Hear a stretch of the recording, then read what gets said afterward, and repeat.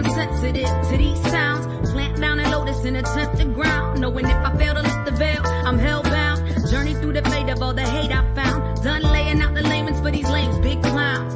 We can still throw down pound for pound if you choose to drag my name through the mud with no bounds. Scars go deep, but the passion can shift. Trying to find a balance between anger and bliss.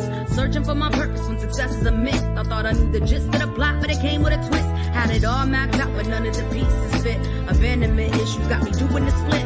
Realizing I didn't really need what I wish. Got sick of getting tricked into giving the devil a kiss. Welcome to the side of hell. They got me under a spell. Story to tell as soon as I break out of this shell. Welcome to the side of hell. They got me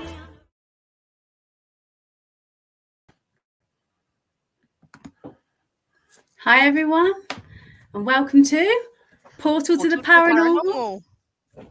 And you're watching Thriller Podcast. I thought you was going to join in with me there, Joe. We haven't practiced, have we? Can you tell? No, we haven't. No. So we are co-hosting together, and we have a very special guest this afternoon, don't we?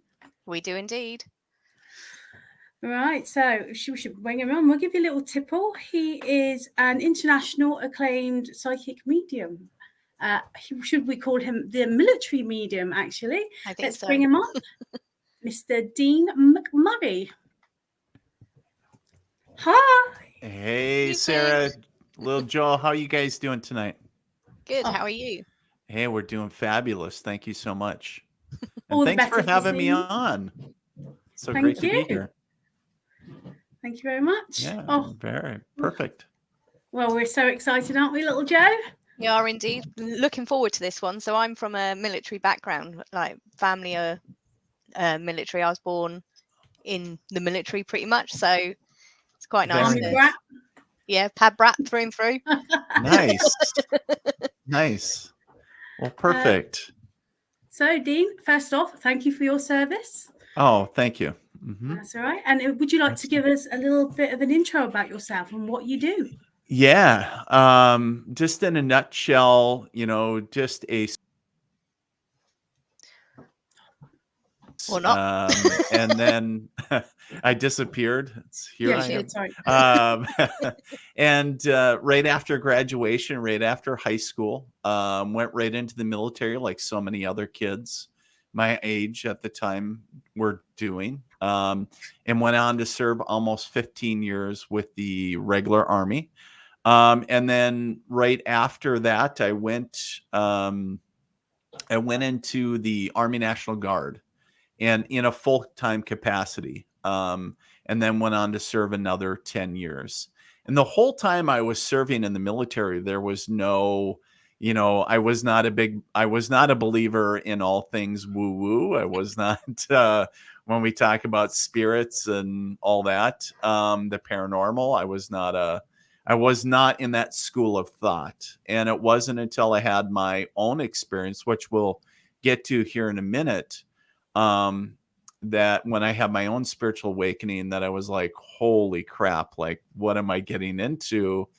And it was right before I retired. And so here I was in my last 3 years of military service, having this experience and going through this whole spiritual awakening. And it just took me on a completely different trajectory from what I believed that I was going to. I was going to work for the, if you're familiar with the VA in the Veterans Administration here in the U.S., I was going to work with them. That was my plan anyways, when I retired.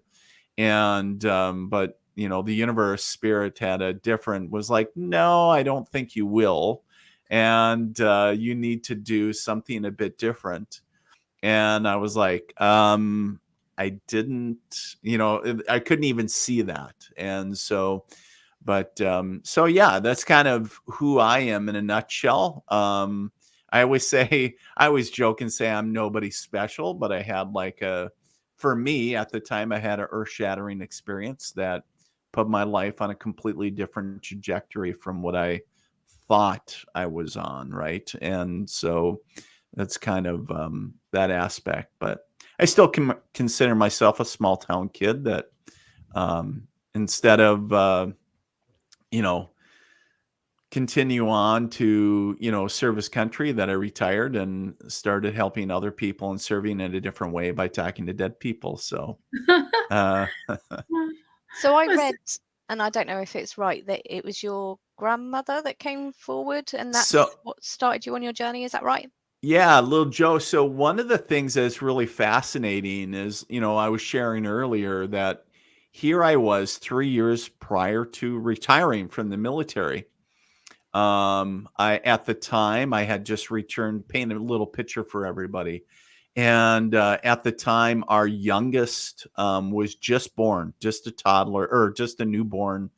I had a 5-year-old daughter at the time, and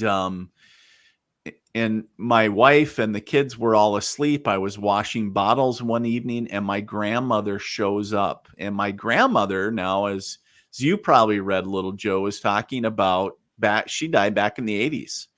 So, and I'm like, at the time, I'm like, what the hell? Like, how do I know grandma's here? And I'm having this clear cognizant, this clear knowing moment, not knowing what I'm experiencing, going, how do I know grandma's here? And how can this be? Right. And I call it my monkey mind. My logical way of thinking is trying to, like, how does this work? Like, how do I know grandma's here? And oh my God, I must be going crazy. Am I having some type of PTSD? Am I, and, but there was a bigger part of me that knew that grandma never was one to hurt me. She was always loving, supporting. And then quite honestly, I said to myself out loud, which I thought I was going crazy. I said, you know what? Grandma isn't here to hurt us. And then I'm thinking, oh my God, I'm talking to myself. And so I went to bed that evening knowing that my grandmother was there. And I was laying in bed, I started talking to her one way. And I think it's very natural for people that if they know in their bones or in their soul that a loved one is with them, it's natural to want to reconnect with them. And quite honestly, I said, hey, grandma, how you doing? I love you, miss you. What have you been up to? And it was all one way. I wasn't receiving anything at the time. And my ego is my drunk friend, because we all have the drunk friend that goes to the bar, the pub, right? And has one too many and has all the great ideas that you should not follow. And my ego said, you know what, Dean, this is all BS. You're making it all up. If grandma was really here, she would prove it. And as soon as that thought left my head, it was like a snap of the fingers and the room turned absolutely frigid. And I was like, holy crap, like you got my attention, like what's going on? And then of course I'm trying to make sense of everything. Like, is that, does the wife have the window open? Is there a fan on? All those things, logic, right?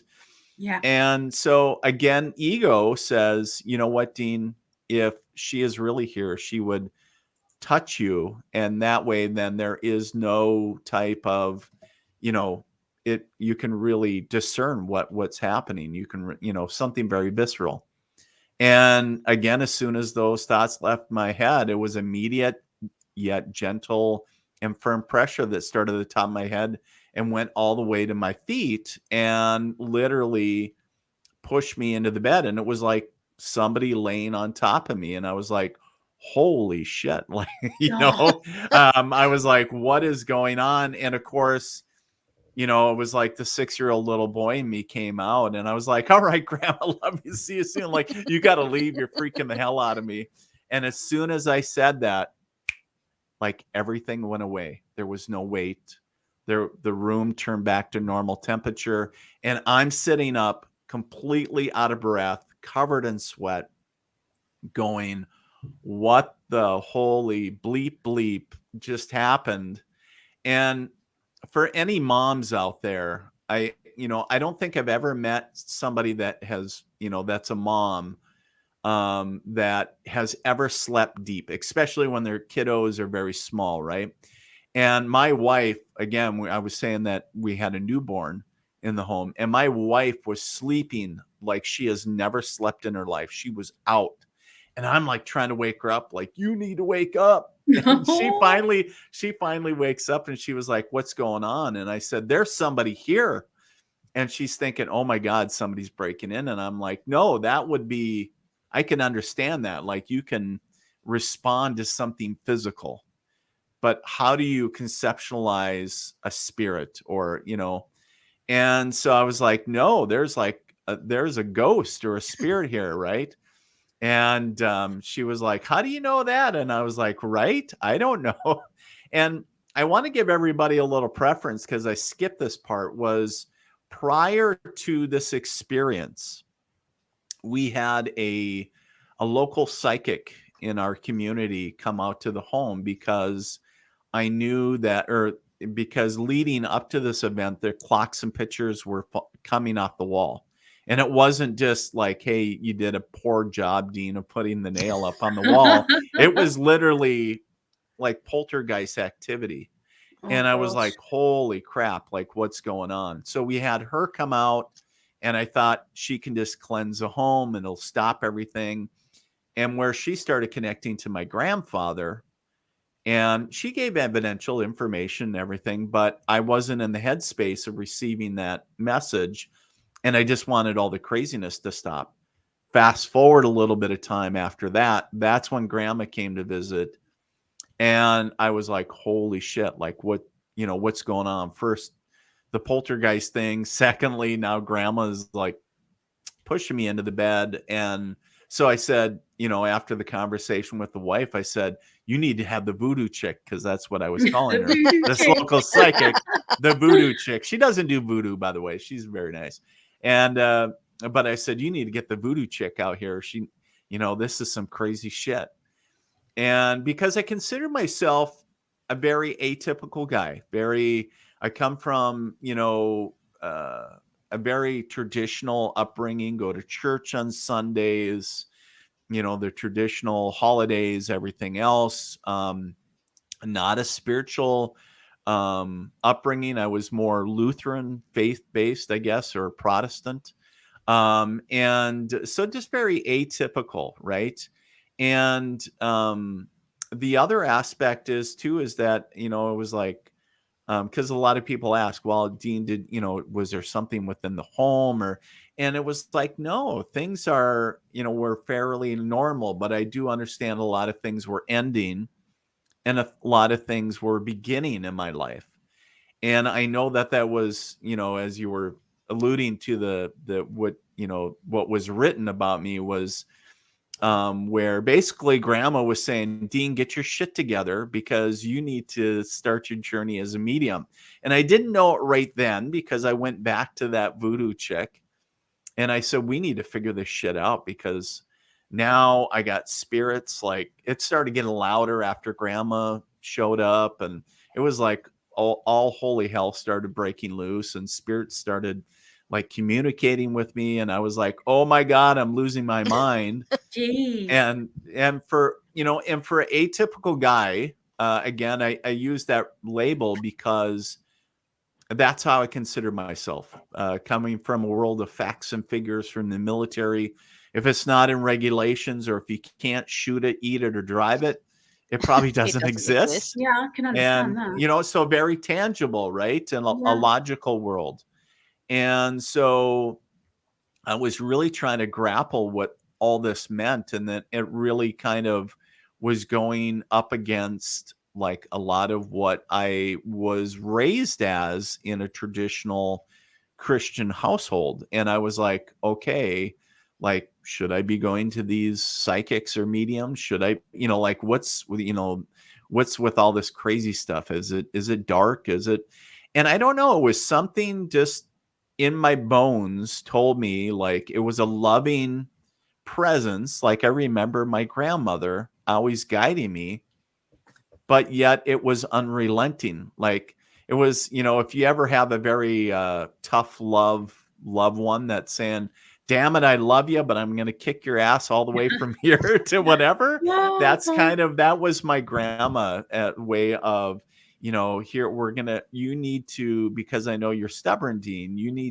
I need to be on your butt to get you going. And once everything started in my development of trying to figure out why me, why now, it was like the quickly unraveling of all this information. And that voodoo chick, the local psychic that I referred to, she was like, Dean, you're a medium. And I said, you're full of shit.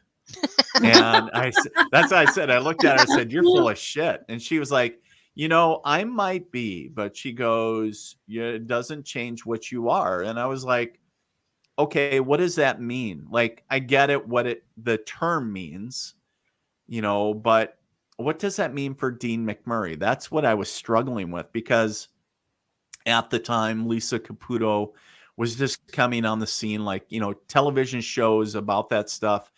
There wasn't a ton of it. We had James Van Prague and John Edwards and, guys that have been around for decades and other folks, but and there was other shows, but there wasn't a ton. And I was like, I get it, what it means for them, but what does it mean for me?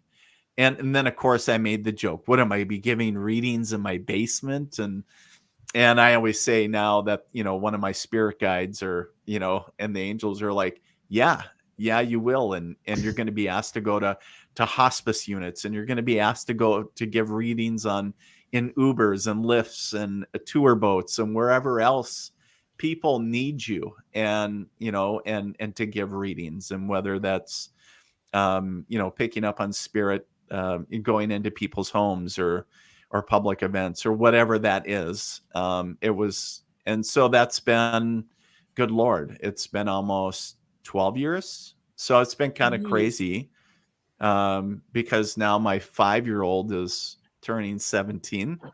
Wow. And it's crazy. I mean, but I just go back to, I remember when I was trying to ignore in the beginning, like all this, spirits coming to me and everything. I thought, if I could just put my fingers in my ear and go, la, la, la, it doesn't exist. They get louder though, don't they? Yeah.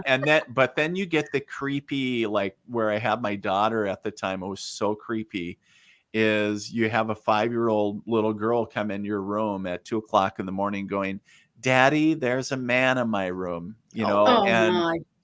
It's like not only hearing it in that voice, but having your own child saying that there is a man in the room. Like, I'm flying out of bed and I'm thinking, whose ass do I need to go kick? And then it's like, but then you go in there and it's like, there's nobody. And then you're like, oh, that kind of visitor. Yeah. And it's like, then you're like, so what do you do? Like, then it brings up the other question, like, okay, you can respond to a physical threat or something physical, but now what? Yeah. And so, and that was for me, I was like, but it was like, okay, Dean, if you're not going to listen to us, we know that your daughter is sensitive. We'll just go to her. Oh. And it's like, and that's why, because my daughter is so very gifted. And it's kind of interesting. And what I found even more fascinating is when I kind of came out of the quote unquote metaphysical closet, as it were, and really embraced who I was like, well, I guess I'm a medium, right? And so in trying to figure out what that looked like or what that meant for me, going forward, it was interesting, because when I came out to my family, talking about my mom and my dad, my brothers and sisters, it was interesting that some of it almost gave them permission to share, like, yeah, I've been hearing voices for, long time, or I perceive, or I get premonitions, or I get, about their intuition or what other things, and that they just don't talk about. And I was wondering if it was in your roots, though, Dean. It could be, are you Irish descendant or Scottish? Because Scottish, yeah. Do you think from the Murray clan, Murray, yeah. Murray clan. Yeah. Do you think it could be something to do with your background as well?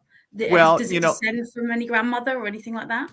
Well, it does. And I'm not going to say it doesn't, because I know that it does run in families. I've done enough readings on people. There is a aunt that we know of, that on my father's side, that was actually a reader, as you were, and she would read tea leaves. I thought it was interesting. My aunt brought it up, and when the family lineage, when they moved from Scotland to the States, and then moved through the States, and then through a few generations, they went into Canada, and that's actually where my father's from. Is Well, he was born, born in Canada, and so it's kind of interesting aspect of the family in Canada was talking about, oh, don't you remember Aunt so and so that used to read tea leaves? And I thought it was so fascinating to me. And I was like, well, does the Scottish heritage, because I looked at that as well. Sure. I think in periods of time, there is more openness to people that are, whatever you want to call them, seers, readers, prophets, whatever label you want to give those folks, whatever abilities they were using. However, I also do believe that we all, every one of us, whether you believe it or not, have the ability within us to do all of these things. So mediums, psychics, healers, all of that. It's just whether or not, you choose to develop that aspect. And for some, it's just like me. In a sense, I wasn't looking for it, but evidently the universe was like, you got 3 years, Dean. You got 3 years to get your collective shit together because you're retiring, and we need you to serve not only veterans and their families and military, but we also need you to serve the rest of humanity in a way that only you can, and to be part of the bigger picture. And that I was like, and I didn't see that obviously at the time. No. And it's, a lot of times we're just like, why me? Why now? We're in this period of ourselves. Yeah. Did you not have anything as a child, or any traumatic experience? Because we've spoken to mediums before, and sometimes it comes on through a traumatic experience, or sometimes it does. Yeah.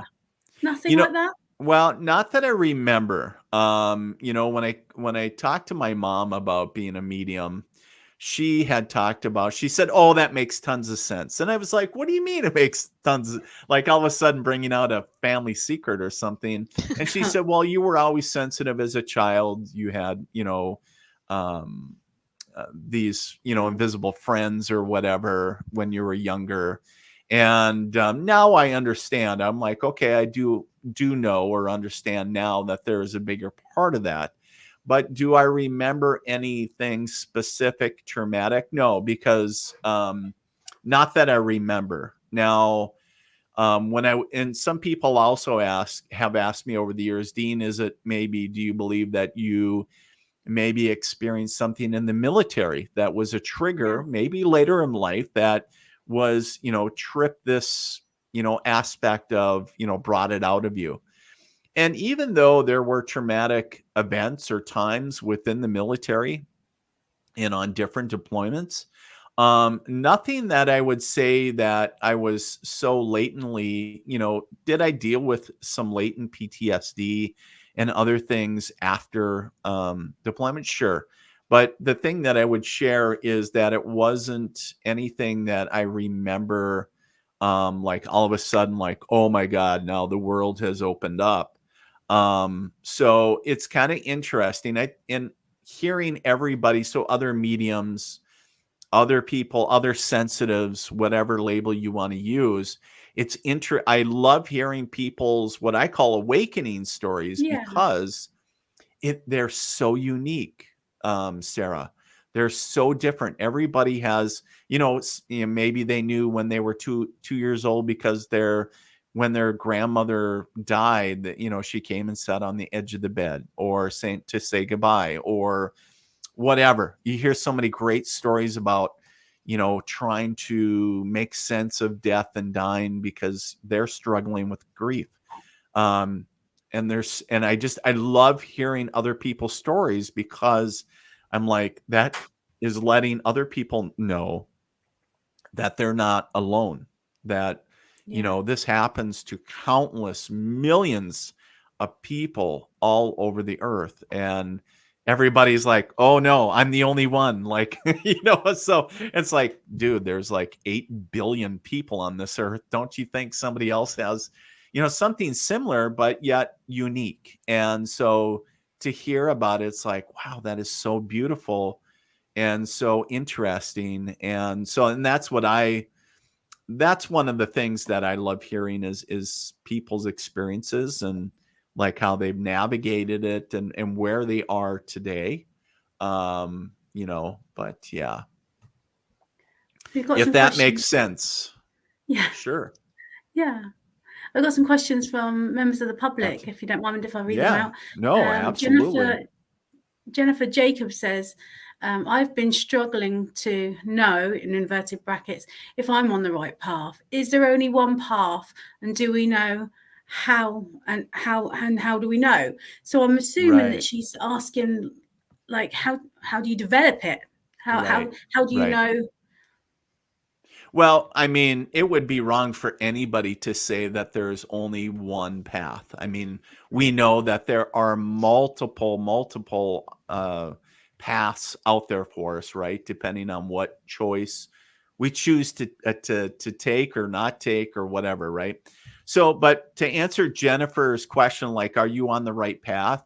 I feel right now that you are, Jennifer. However, I feel that you're really bored.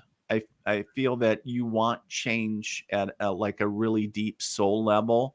And the other aspect is just because it's not, we try to look for those things that are equal exchange, right? So when, like, in say, I'll take a job. So yeah, we're getting money from doing work usually, but we want to know that we're making a difference. We want to know we get more than just a monetarily, exchange. So sometimes when we volunteer or other things, we get, an equal exchange back from it. And so one of the things that, Jennifer, that I feel with that is that it's whatever you're dealing with right now, it's not an equal exchange. And it's something you got to find something that is a deeper connection or a better connection, if that makes sense. I'm putting on my reading glasses here as I read these as well. Love it. Getting back to the way you develop your skills and that, how does spirit communicate with you? And my husband's just put a message in here about, we saw about archangels. Do you feel what they want you to feel? Can you see it in your mind's eye, Dean? How does it work for you? How does it work? So a couple different ways. So it's kind of interesting because as I develop my abilities, I've always kind of been a feeler, I guess, from first, as I first developed it, and more about meaning to perceive energies or emotions, right? But what I want to share is, over the years, I always thought, God, this is great, but wouldn't it be fun to be able to fine tune what I'm feeling, or to be able to, if you think of radio channels, right? And to be able to really fine tune those frequencies so I could really understand what's going on, more than that feels sad, or that feels heavy, or that feels light. And so it's more about getting the hidden message within the vibration or the emotion of. And so that's where when I connect to these energies, that I can start seeing images in my mind's eye, which is the 98% of the time. There's a few times where things will, I've had instances where things are physically manifesting right in front of me, or things like that. But what I would share is the 99% of the time, it's all in my mind's eye where I see it. And then also I use a lot of my senses, as far as, taste or smell, or, everything is the clairsentient aspect, and just being able to fine tune of exactly what that message is. And then you were talking, Sarah, about archangels. It was interesting that, you know, early on in my development, the teacher that I was working with at the time, she worked with angels or archangels, and I just really kind of connected with it. Not that I come from a religious background, and I kind of learned that there was, and through my own research, that there is a handful of archangels that were found in a lot of the world's religions. And I thought that was really fascinating. You know, Christianity, you know, Judaism, we're talking about a lot of other ones as well. And I'm drawing a blank anyway. Sorry, my apologies. And but what I want to share is that just over the years, a lot of times when I have given readings, a lot of times I will listen to angels. And that's why I always tell people, hey, I'll connect to angels that are connecting to you, and they'll share information about you to me. And sometimes, you know, so maybe the position of, like for you, Sarah, like Archangel Gabriel, the way that Gabriel kind of hangs around the top of your head and your shoulders, right? So you typically carry like you. So yeah.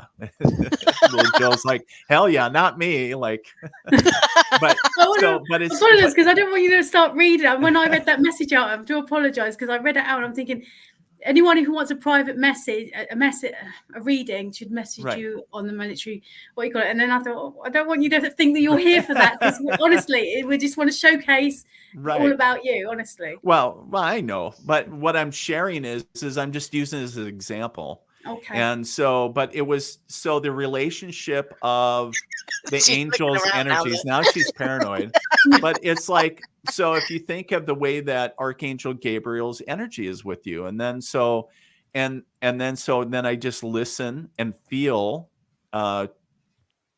Gabriel's energy and saying, okay, what is your message to me? What do you want me to share with Sarah? And, you know, it's more about your abilities, where you are, what's your connection with Gabriel? And because we know Gabriel is, you know, known as God's messenger, but works with people that are extremely intuitive, empathic, you know, very much the feeler, but also the communication. Obviously, hello, you guys got a podcast. That's a check mark, right? So the communication aspect, but more importantly, is the intuitive aspect, but it's the way that you carry the intuitive or empathic energy as well. And I would be safe to bet that you probably have more issues with the left side of your shoulder or left side of your body. Is that true? Yeah, that's your left shoulder. Yeah, I do. Yeah. Yeah, because because Gabriel's energy is heavier on that side. And it's just the way that you carry it. And it doesn't mean that it's bad. It doesn't mean that it's judgment. It's just, that's what I'm observing. And it's like, okay, so it's more about empowering people about, this is what I'm seeing. And so you can take it however you want. But as you go forward saying, Dean said I carry this energy kind of like weird over here. Gabriel's like hanging off my left side. Like, what the hell's going on with that? But maybe you're more sensitive on that side. So if you get a lot of intuitive input and you feel it come in on your left side first, that could be something to be cognizant of.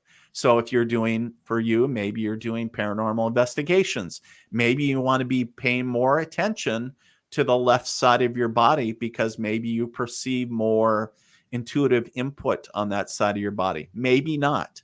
But like for me, I sometimes, if I'm taking sensations in, I have to listen to my entire body, because sometimes I'll get what I call like little pings. I'll feel it like a pressure will start, like, oh, what's going on here? Like, you know, did somebody die from, you know, an aneurysm, you know, whatever it is. So, so that's kind of how it works for me. But so, yeah. Does that make sense? Yes, I know you're all paranoid now, Sarah. Yeah.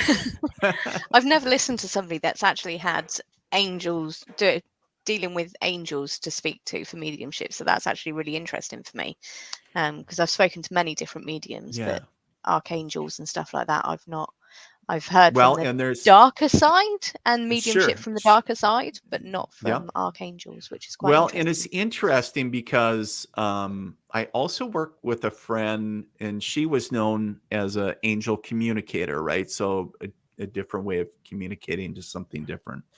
And I know that there's different people that have different takes on mediumship. So, some older school of thought, the very old traditional way, and it's more UK based way of mediumship, because that is like, you think of the core of mediumship when I think about it, is saying, oh, Dean, if you're talking to angels, and that is a mediumship. Mediumship is where you connect to spirit and you're giving evidential information, and that's just it. It's not, you're just delivering the messages, and kind of more old school way of, I guess, in Dean's language. But it's more kind of Dean's take on mediumship, because I don't believe that there is any one way to do something. I met so many talented mediums and psychics and other folks out there that do so many things. It's very interesting to connect to all those folks. But little Joe, you were talking about angels. It's kind of interesting because the more I have journals sitting behind me over on a bookshelf that, where in past years, where I have sitting and channeled information from, and I know if you look out, if you Google it too, it'll come up with the articles that talking about it's called The Code by Archangel Gabriel. And if you Google it, you'll find it. Just put my name in it. And it's actually where Archangel Gabriel talks about this code. And it talks about compassion, oppression, depression, and I think it's emotion. I believe I might have it wrong. It's been a while since I reviewed it, but it was, it kind of broke it down. It was very interesting. And it was kind of a regional magazine in the area picked it up, and they were more spiritual based. And it was interesting that, so we kind of started communicating or channeling some of that information in the past. But yeah, so angels are interesting, and they're fun to work with. I've also connected to angels doing some medical mediumship and some healing work. So angels are really quite a unique entity to connect with. So, and they're kind of funky. So my word, and they're kind of funky in a sense. It's a good thing, but it's just, they're different. So I think that's what makes paranormal what it is, isn't it? Is everybody's got their own take on it. That's not one right or wrong way. Yeah, which I think is nice. I think that's what makes it unique too, because they're just when we think that we have it figured out, we don't. And there's so many layers to all this stuff, and the universe is so vast that, if somebody comes along with their big ego and goes, I know everything, and nothing else exists outside this. Well, I can tell right away that that's wrong, because for me, I understand that it is so vast that there's so many things we don't even know, let alone understand. And there are so many things people have experienced that so many people are either A, dismissing, or B, just, it's just clouded in so much stuff now. But yeah, you're absolutely right, little Joe's, talking about, there's so much out there. And I always say, if somebody is like getting into all this, like, start where your interest is. And whether it's mediums or not, or whatever, and just start, exploring that and see what, what comes of it. So, start with your interests. Did you go for any sort of training to be a medium, or did you just work it out for yourself? Can you taste, or if they give you a feeling or a smell, or how do you know how many spirits are in the room with you? Do you have a number pop into your head, or do you just sense them? So, how I became a medium is, I actually just bought a shirt. It said I'm a medium. No, I'm messing with you guys. That's a really No, old joke now, you know this. right. No, my underwear said medium on it, so there we go. No. So honestly, early on, like when I was trying to figure everything out, now I was getting, it was interesting, Sarah, because it was like an answering machine literally was on my shoulder, and it was like going, the old ones that would go beep, you know, like telling me I got a message. And I knew that it was like full, like this, but I didn't know how to access it. And I was like, you know, and I was totally up in my head. I was, you know, what I always refer to as the monkey mind, because it was just absolutely chaos. And I was totally in my ego trying to figure out, how do I retrieve this information that's up there? And so my wife said, you know what? I think you should take a course in mediumship. And around that time that she suggested that, it was like this answering machine just started spitting out all this information. Like, these people in spirit just started coming to me, and it was like drinking from a fire hose. And I was like, holy shit, like who broke, you know, like, oh my God, now from nothing to everything. And then it would stop. And then I was like, I broke it. I pissed somebody off. What happened? And then it would start up again. And I was like, ooh, I need to know how to control this. And if I'm going to continue doing this or just not go crazy. And so when I took a course in mediumship, that's the instructor, my mentor, you know, was, we did a lot of great exercises and everything else. And then after class, he was like, Dean, you know, what you really need to do is, he said, the biggest recommendation that I have for anybody, and I give my students the same recommendation now. He said, you need to just do as many readings as you can. Go and practice. It's like anything, right? And so I was like, well, that makes sense. And he said, well, you know, honestly, he goes, I would do a whole, you know, take a year and go just do readings. And so I literally went nuts with it. I was still very much in the military. And so I was giving readings for free, and it was kind of like my apprenticeship year. And I always joke, and I said this would be the next best Marvel comic, because I said, you know, it was Dean the Soldier by day, Dean the Medium by night, you know. And so it was kind of because literally I was juggling, you know, at work. I would go to work, and you know, put on the uniform. I would go to work, and I would throw the switch of, like, I didn't talk about spirituality. I kept it very hush hush, very top secret, right? And then I would get home, and then all bets are off. So then I would have people start texting me or messaging me like, you don't know who I am, but you gave a reading to so-and-so, and they talked to so-and-so. So word of mouth started spreading, and I didn't know, like, who people were and whatever. And I was like, I didn't even have a website or cards or nothing. And so it was just very old school, like word of mouth. And I was like, I think I need a scheduling book, like an appointment book. And so I went and bought one. And quite honestly, the first thing I did, because my daughter, like I was sharing, she was 5 at the time.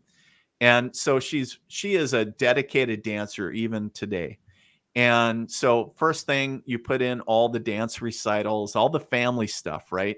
Hey, we got a barbecue with the Joneses or whatever, all that. And then, of course, work, you got the military commitment, like, when are you working? And then all the little bitty cracks and crevices was when I could fill with readings. Like, hey, I have an hour on Saturday, or I have after work on Thursday, I got 4 hours that I could do. And so, you know, it was kind of interesting that, so I kind of started there. And so it was just juggling all of this.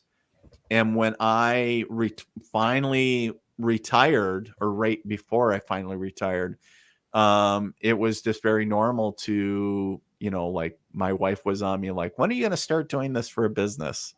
And I said, you're crazy. I'm still doing it like this apprentice mode, right?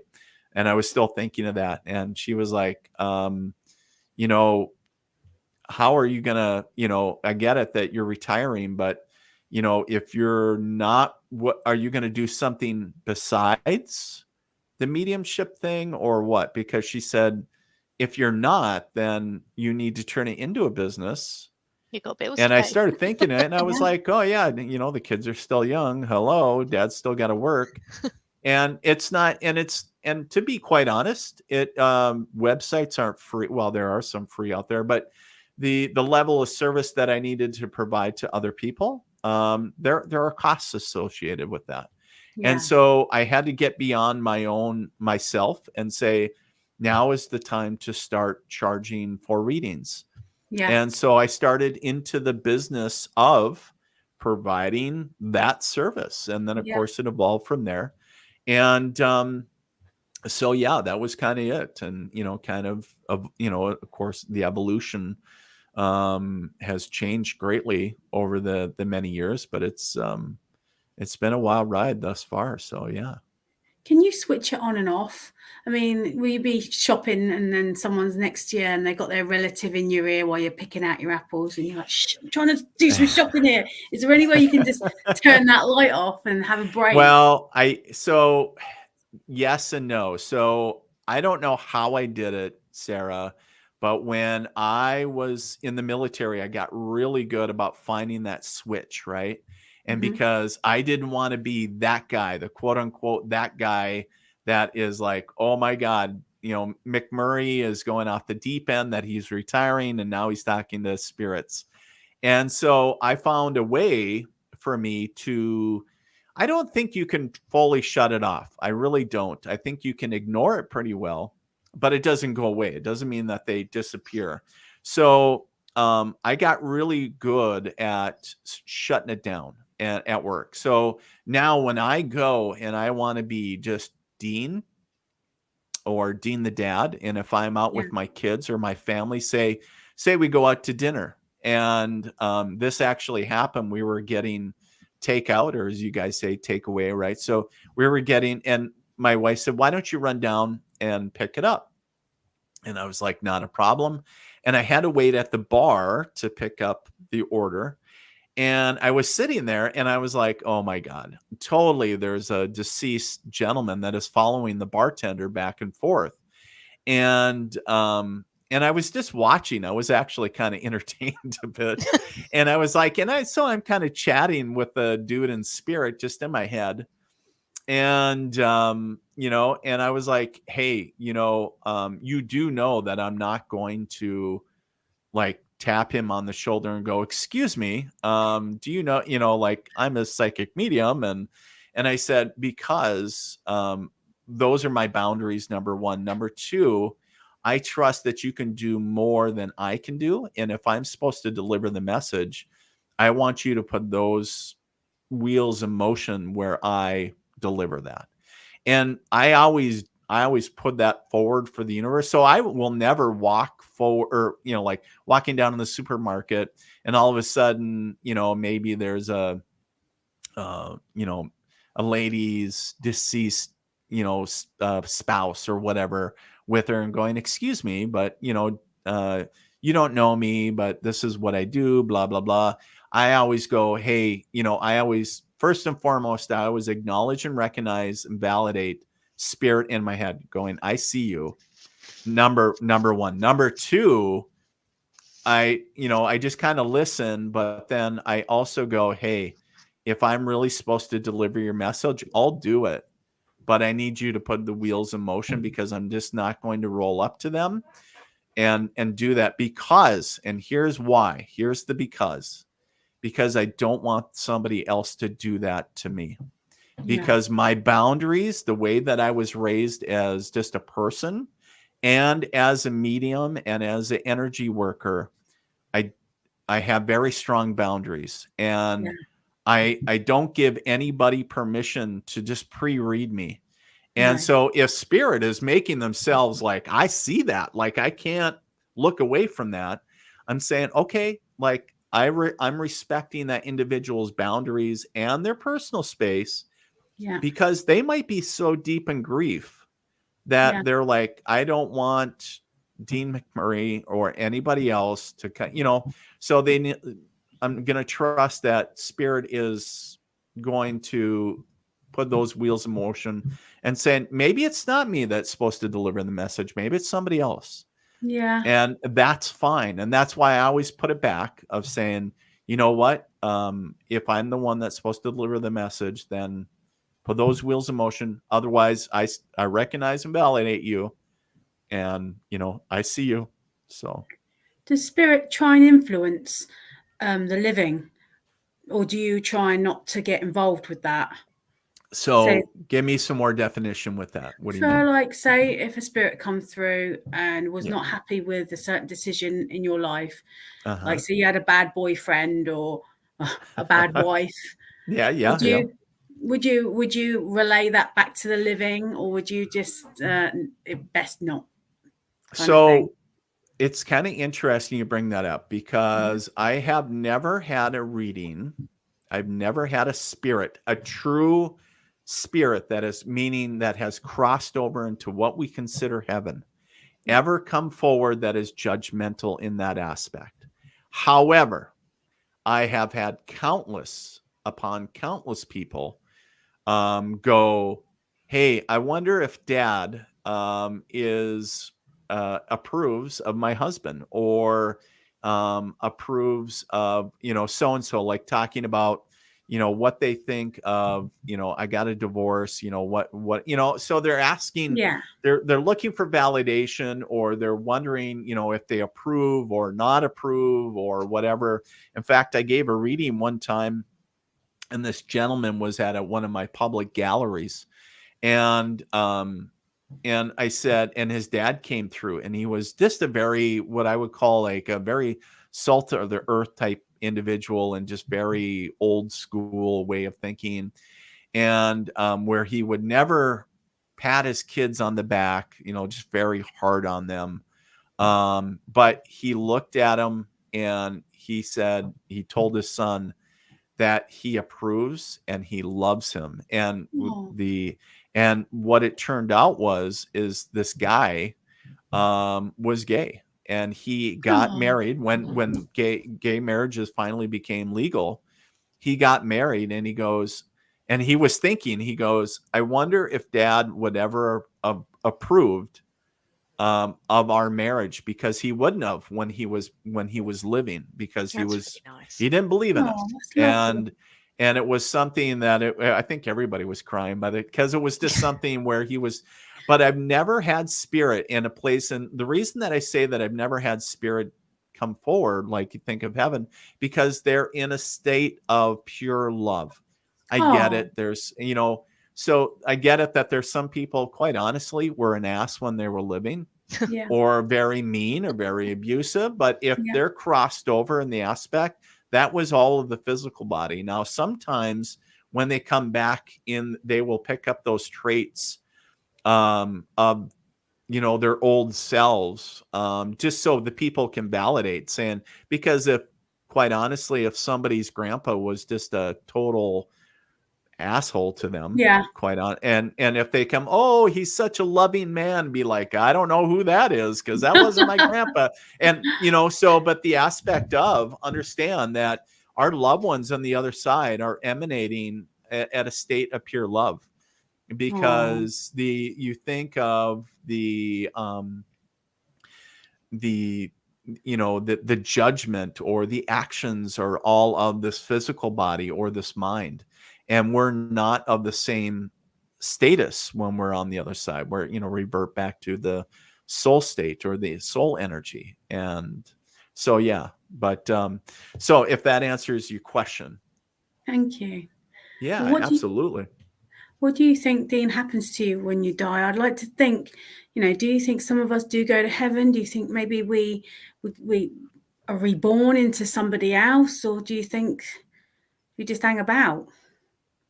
Yeah. So here's what my Dean's belief, my Dean's 2 cents on the soul, or this, when we pass, the choices that we have is, number one is we have the choice to either stay earthbound, what they call it, or we have the choice to cross over.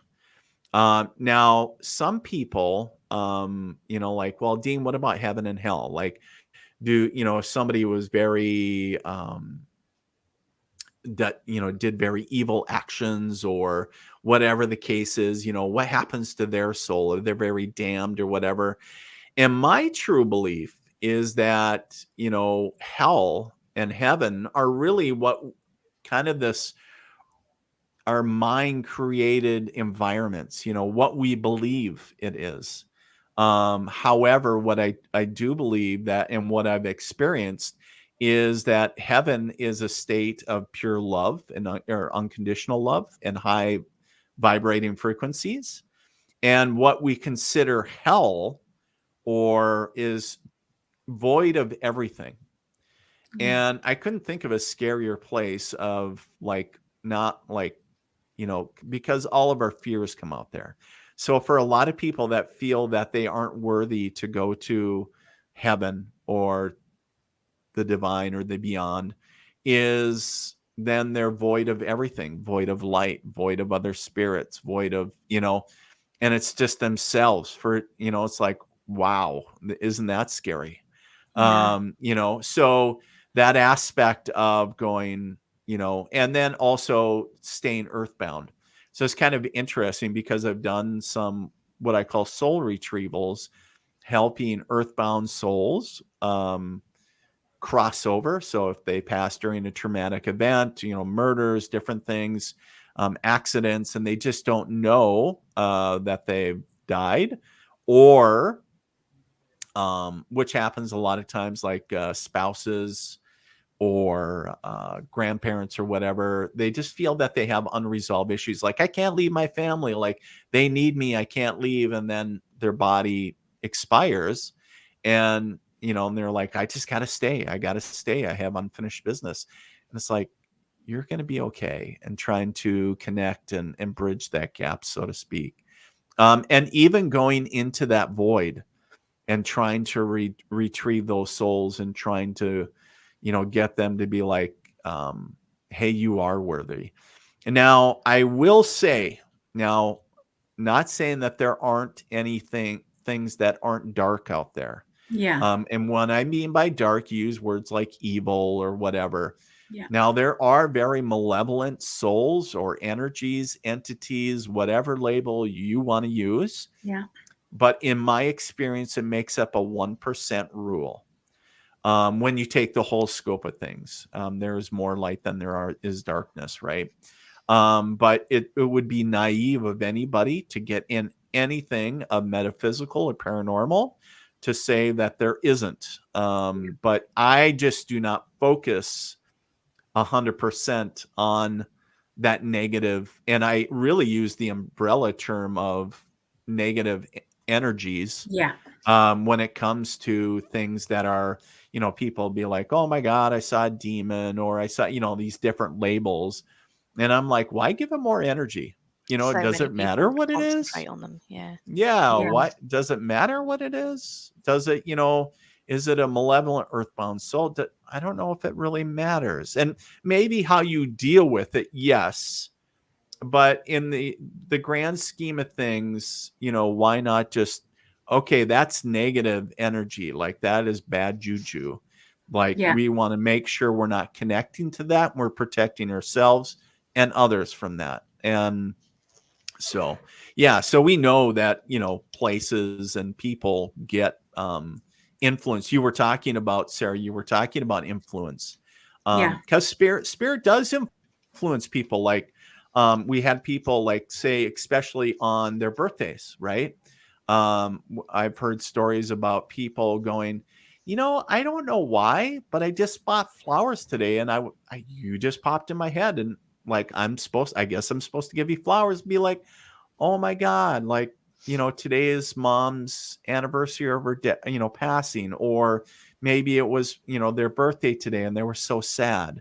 So it's a beautiful type of, like, influence, like, hey, hey, I want you to go give them flowers or a little gift or, whatever. And then there can be the negative influence too, right?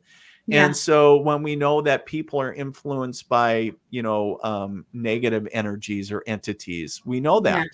that. There's, documented cases of possessions and different things, and which can cause all kinds of stuff. I mean, that's a whole other rabbit hole, but Yeah. That's a what I whole would, new show, that one. oh man, right? So, right. That's an interesting one, though. Yeah, Would it be. certainly is. But so yeah, but answering your question, spirit can certainly on the positive and the negative aspect can influence others. Yeah.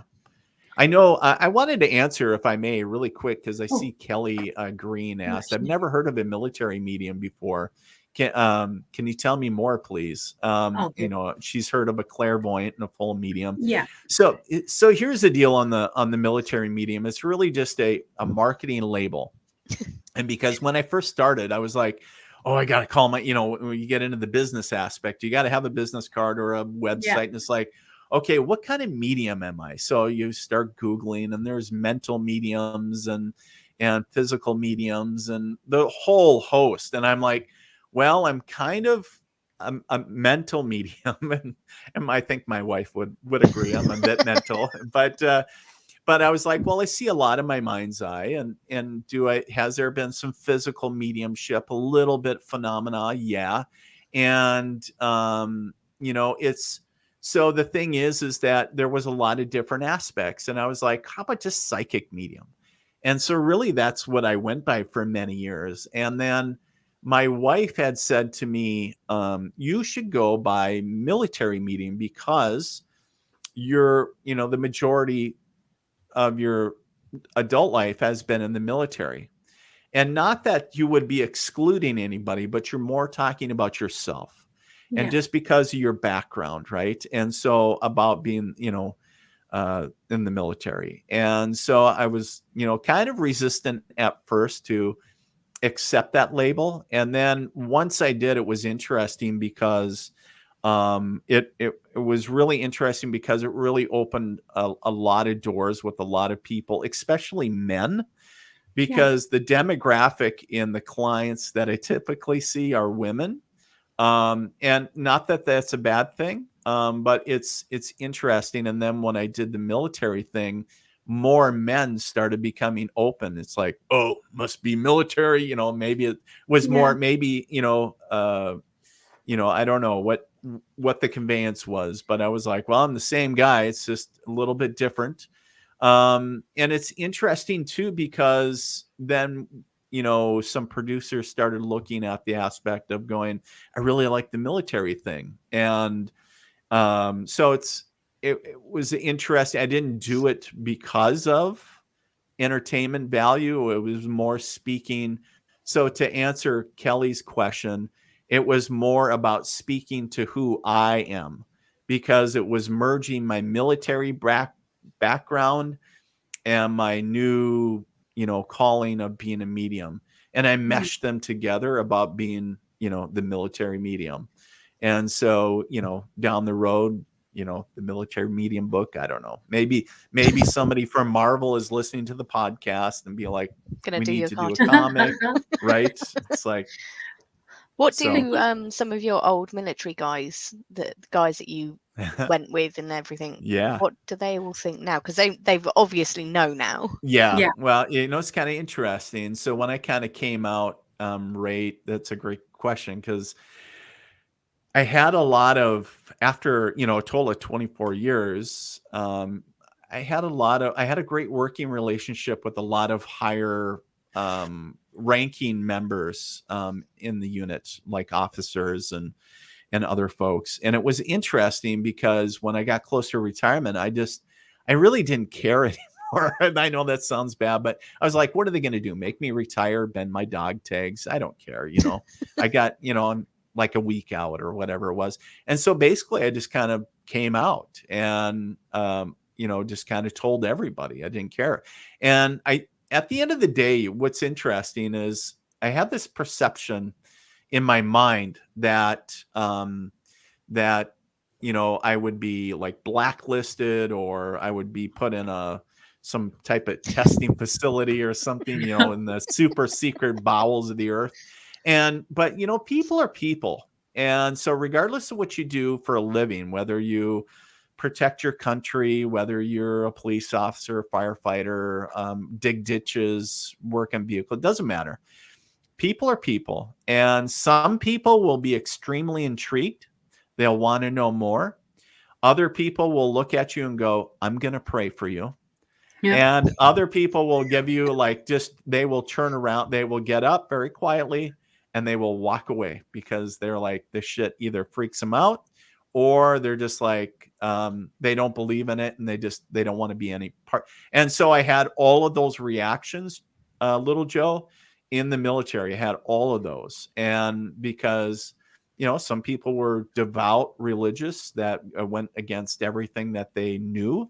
And they were like, nope, I'm not even going there. Don't want to have that conversation with you. And be like, okay, I didn't push it on anybody. I'm just talking about my experience. Yeah. And, so it's, and it was like, I respect everybody wherever they are because I'm like, it wasn't too long ago that, I was calling the other psychic voodoo chick, because I was having a hard time believing it, and well, hell, even after I got into doing mediumship, and I was going to expos, there was a lot of people that would come out, as you guys probably know, to metaphysical expos and paranormal expos.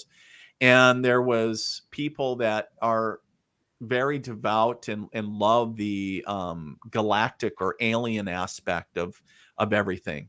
And my mind at the time just couldn't quite go there. I was just couldn't get all the way there. And I was very, I would entertain conversations and being very nice. But it wasn't until I had my own experience that I was like, holy shit, like what's going on? And I was like, okay, I need to learn more. And I think that's true for a lot of people until they have their own experience. A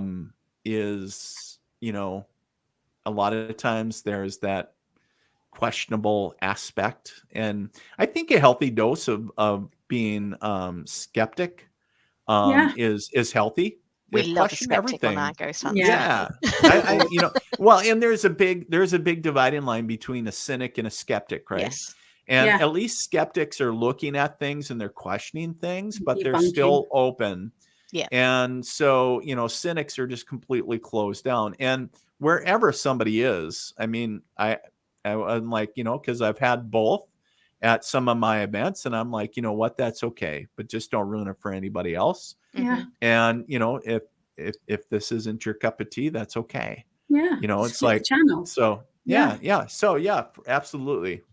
And coming from a military background as well, it means it's drummed into you to be strong-minded and, to have the strength. So for you to come out and find your spiritual side as well, I think it really does benefit, people, because there's a lot of whack jobs out there, isn't there?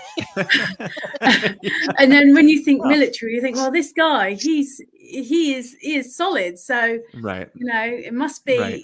It does the term. I have found, I have gotten the feedback that people say I love the label with the way that you wear it because it gives you an air of credibility and authenticity. But it has to be combined with you and the label. Yeah. And I said, explain that a little bit more, and saying, well, anybody can own a label. Like, you talk about the military medium or whatever, but like you said, Sarah, there are, in every industry, there are whack jobs. Like there's always somebody, unfortunately, in this world, in every industry out there, that even candle makers that, will try to take advantage, unfortunately, of somebody. And so to find somebody that is ethical, that is doing, you got to do your research. So just, if you need to take your car to the shop, like, do you just take it willy-nilly to somebody, or do you reach out to your friends and go, hey, I need some car, work done on my car. Where would you guys recommend?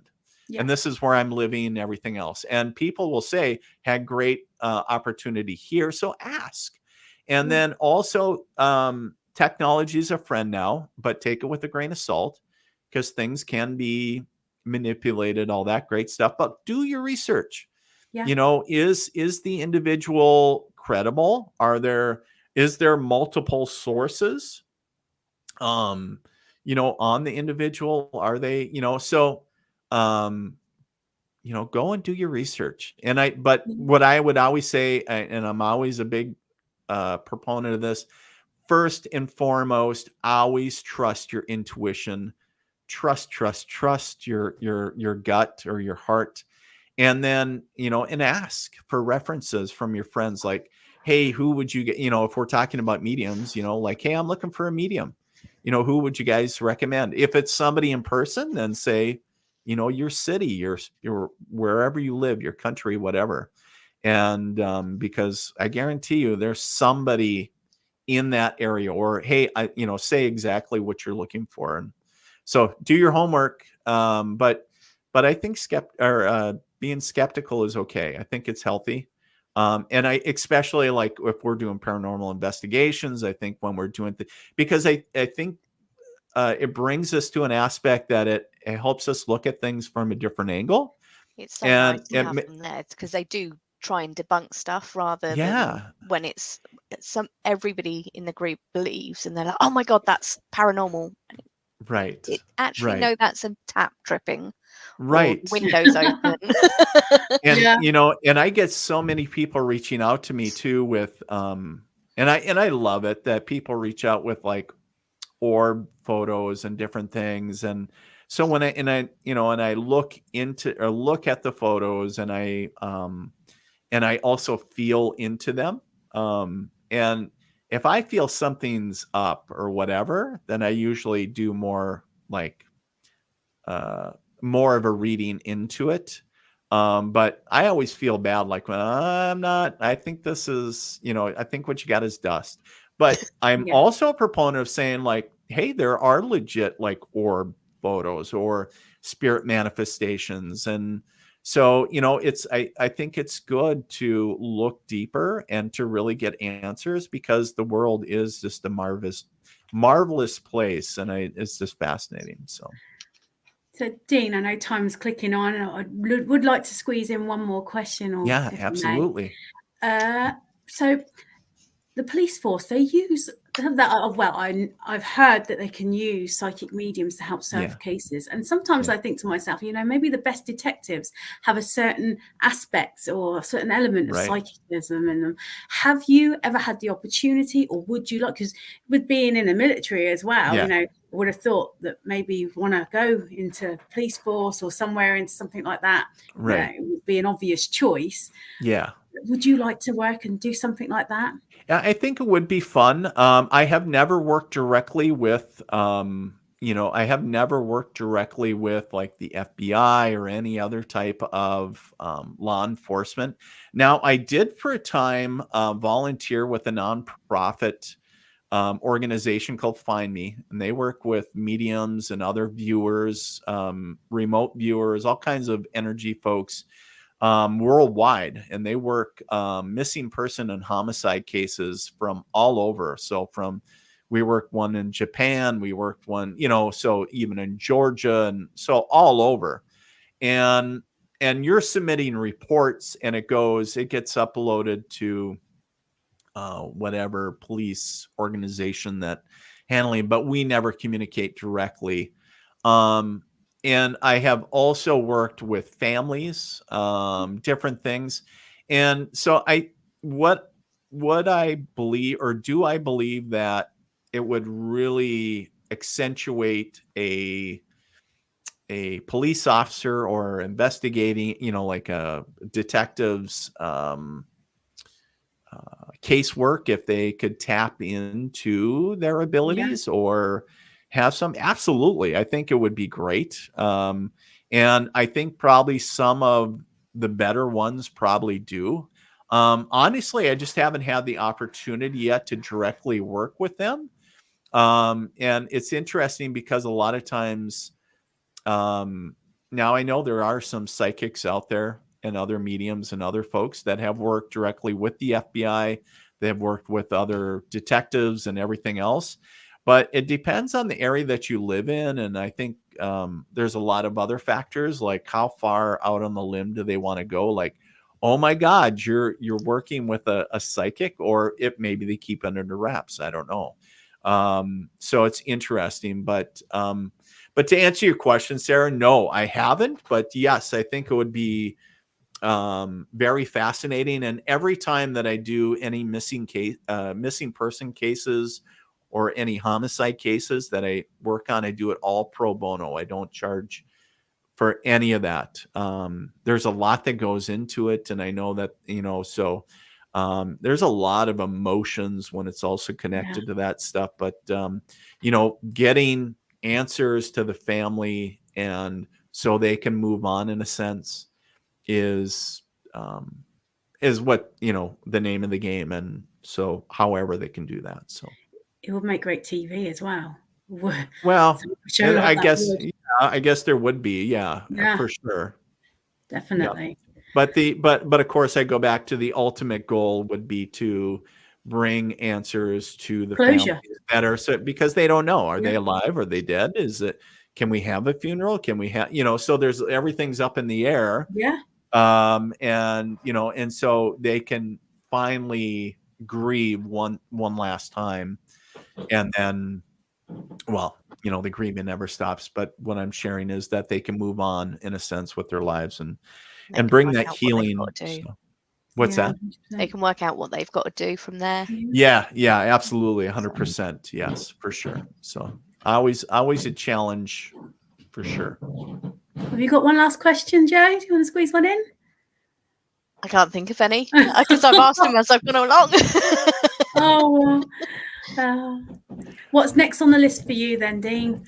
Well, the next on the list, actually, I'm really excited, Sarah, because I have just kicked off, and you guys may have seen this on social media, is what I'm calling the Red, White, and You Tour, and where I'm giving, and now it's a virtual tour, it's not in person, but where I'll be visiting a state, all 50 states, and where I'll be giving one reading per state as part of this virtual tour.